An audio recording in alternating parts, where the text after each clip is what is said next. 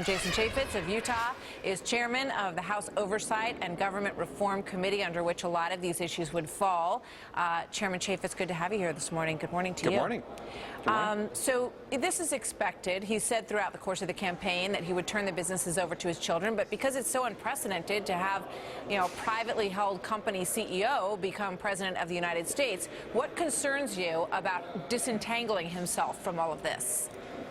Well, look, Donald Trump is doing the right thing. He wants to get beyond the appearance. There is no legal requirement that he do these things, so I'm encouraged by what he is doing and the structure that he is setting up. I think the criticism will come particularly from the Democrats, the questions about their children, the proximity to their father, but this is a very big, complex organization. But Donald Trump's financial disclosures, they're available online. People can go look at them already. So I know Democrats have already been, chopping at our heels wanting an investigation, but information's available online. Understood. He hasn't even been sworn in yet, so he's doing the right thing. I guess people across the country have watched you go after Hillary Clinton very hard in terms of the emails, the email question, Benghazi, all of that. So they will expect in your role as oversight that you will be equally diligent under the Trump administration. Can you pledge to them that you will? Oh, absolutely. My job is not to be a cheerleader for the president, but to provide vigorous oversight.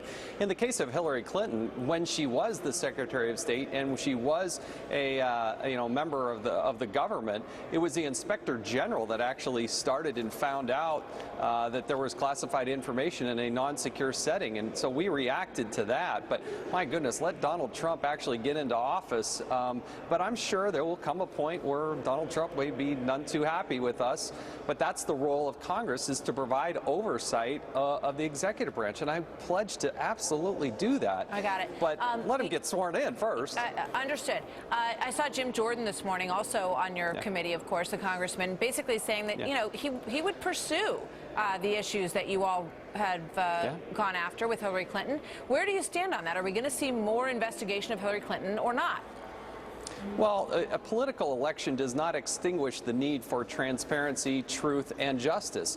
And the complexity in which the scheme was set up, there is the email federal records issue, there's the Clinton Foundation issue, there's the perjury issue, there's the fact that the State Department still has its own open investigation on classified material. There are tens of thousands of documents that the State Department has still not turned over to the United States Congress that should be available. So the investigations that you have overseen, those are continuing and ongoing, and you'll be having more hearings? I mean, I think a lot of people, think maybe the country is ready to move on from Hillary Clinton's issues, that she sort of got the worst punishment imaginable on November 8th.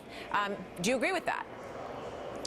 Well, we want to get to the truth, and let's at least look at all the evidence and all the information. And I still think that the federal government needs to provide to Congress the records which we saw it. And so we still want to understand all of that. And there's issues related to the Department of Justice. We can't just simply let this go.